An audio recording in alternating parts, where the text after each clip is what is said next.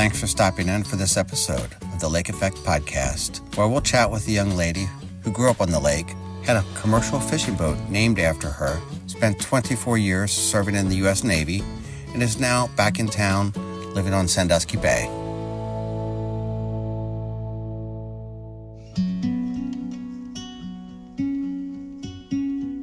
Today I'm at the Ottawa County Museum in Port Clinton, Ohio, talking to the big boss.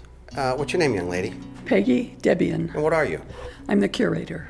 Are you the big boss? No, we have a board. They're the big bosses. But you're in charge of everything. I'm here. in charge of the museum. Okay. You grew up in Port Clinton. I did. Okay. I did. And when you were younger, your father was a commercial fisherman? My father and grandfather.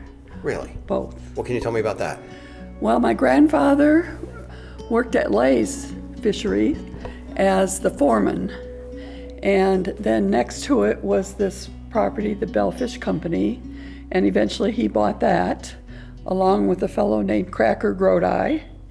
Is that his real name? I don't know what his real name is, but that's all I ever heard was Cracker. And they bought it around 1946. And my father also, he came back from the war, World War II, and he became either co-owner or an employee, I'm not sure which. So my father and my grandfather actually ran the Bell Fish Company. And they had a boat that you really liked? Well, they built a boat over in Sandusky, and it was finished a year after I was born, and my nickname was Peggy Sue. So they named the boat Peggy Sue. No kidding. And the boat was pretty well known around as a fishing boat. Were you the only one of your classmates that had a boat named after them? Yes, because Bonnie Lay, who's the daughter of Jack Lay, who was in my class, she said, well, I never had a boat named after me. So you left after high school and... I went to Bowling Green and I got a degree in English. Then what? I was a teacher for a year. I should say the longest year of my life. I was not suited to the life of a teacher. Okay. So then my mother had two brothers who went to the Naval Academy, and her sister married a Naval Academy graduate. So that was her goal for me, was to go to the Naval Academy. And did you? No, women did not go to the Naval Academy. What the heck? Until 1976. Okay. You still went in the Navy, though? Yes. So I went up to the recruiter and joined up for 2 years. You started out with a 2-year commitment? 2 years, and I stayed for 24. I could have stayed for 30, but at 24, I was ready to come back home because I had bought a house here on Peggy, the bay. Thank you for your service. You're welcome. So you came it was back my pleasure. You came back to Port Clinton, and Yes. You got in the museum operation No, here. I did not. I did and I didn't. I went to work at the Hayes Presidential Library. I started there as a volunteer. So when did you get involved with the Ottawa County Museum? Well, the first thing I was involved with was the Historical Society. Then I heard that this job was possibly coming open, so I came in to see, and they said, well, why don't you volunteer for a while? So anyway, that's how I got involved. I volunteered here, I don't know, 6 months or a year, and then they announced that I would be the curator before I said I would do it.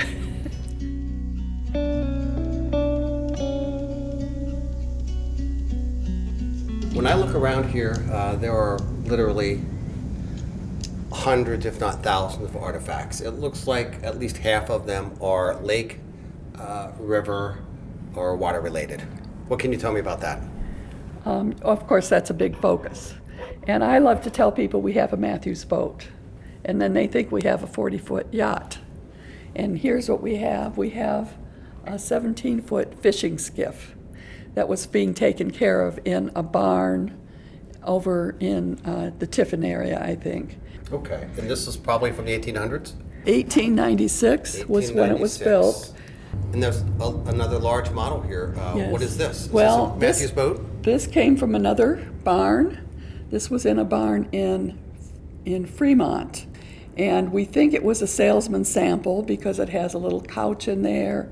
It has a little, I think it might have a toilet. It has some of the interior things you would find on a boat. Is this pre-Barbie? Yes. Okay. Very pre-Barbie. So you can see a little couch inside. And so we had this made. this case to protect it because a few things disappeared from it. Very nice. Like the very life nice. buoy. Yeah.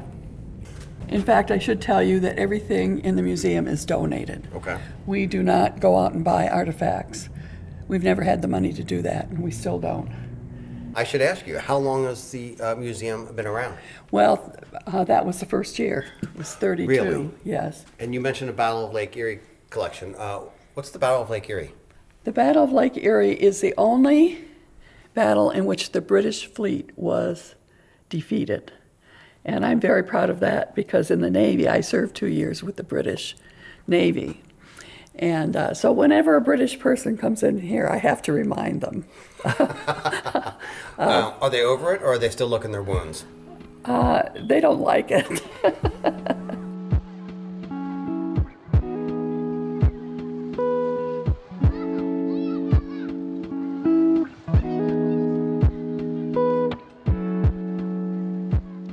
Now, what's this giant timber over here? This It's 12 is, feet long. Yeah, this is a piece big. of Commodore Perry's ship. From the Battle of Lake Erie? Yes, it took place in 1813. Even though it was a war of 1812, it really wasn't over till 1814. So this is a timber frame from the Niagara. Did you guys steal this? Yeah. In about 100 years after the battle, March 1913, they pulled the Niagara up where it was sitting in near Erie, Pennsylvania. Yeah. And so they pulled this up to rebuild it for the centennial. And we've identified, we think, which section of the Niagara it was in. Anyway, it came to us from his flagship. So this is one of the most famous American naval vessels of all time. I would say so. If it defeated the British fleet, it certainly was. What else do you have around here? I see a lot of photos of flooding. Yes. Does Port Clinton area in Ottawa County have a long history with flooding? Yes. And this looks like a flood with ice. Yes, this is an Oak Harbor.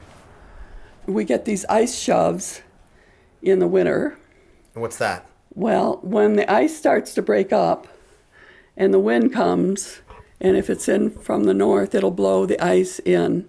And then around 1974 or 75, I was in England with the British Navy, and on the front page of the London Times, there was a picture of the Port Clinton ice shove. No and kidding. The ice was so thick, you couldn't believe it. And it looks like you have a few items from Johnson's Island. Yes, we do. Had a Confederate officer's Yes. prison there. In fact, their mug that they put out says Ohio's most significant or most important Civil War site. And so they were mostly officers who were housed at Johnson's Island. This is an ice boat. Kelly's Island Historical Society had about 3 of them. What's an ice boat? It's a sailboat that you take on the ice when you have ice. Really? So it's got little tiny skis on it. Right here. Huh. They look fast. And they can be, I think. Don't ask me, I haven't been on one. But anyway, they shared these around with the other museums because they had 3. Okay, now to say So that. if we get something that we know should be at Lakeside, we'll call them up, Right. or Oak Harbor.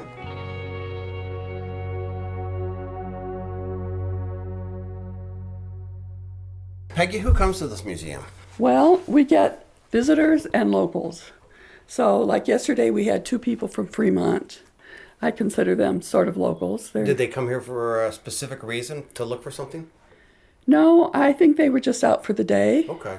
It was a nice day, so they came in and spent about an hour here. That's about how long people spend. It's a small museum.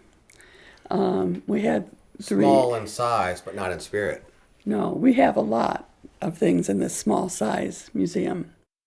I'm looking around, I see a lot of stuff. Is this all you got, or is there something hidden away?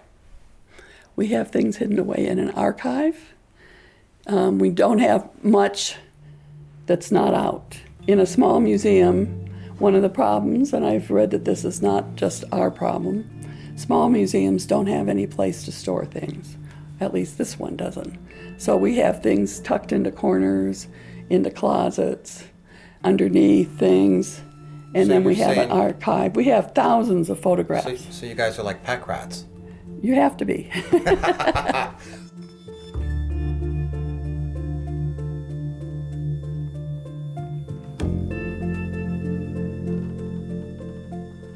Is there anything else interesting or noteworthy about the collection or your work here, or anything that people might want to know about the Ottawa County Museum? Well, we have rather limited hours, although in the summer we're open 3 days a week for 4 hours each day. But they can call anytime and make an appointment with me. And because we have limited hours, I'm very aware that people can't make those hours always. And so I'm happy to come and meet them in here. One day I met a mother who just needed a break. She had a baby and a little toddler. Really? And she was in here a half an hour.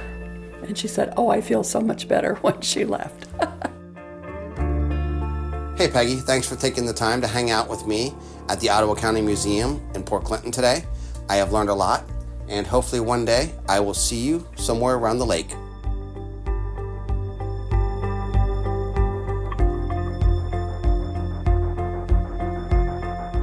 Thanks for joining me today for this episode of the Lake Effect Podcast. I'm your host and producer, James Proffitt. Executive producer is Chris Pfeiffer. If you have questions or want to learn more about Lake Effect, visit wgte.org/Lake Effect. Until then, I'll see you somewhere around the lake.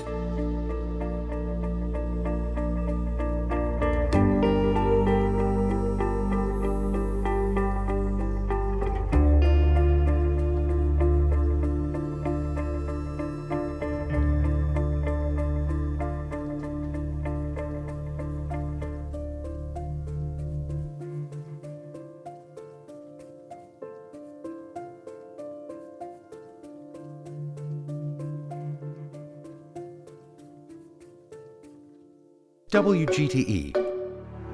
Voices around us.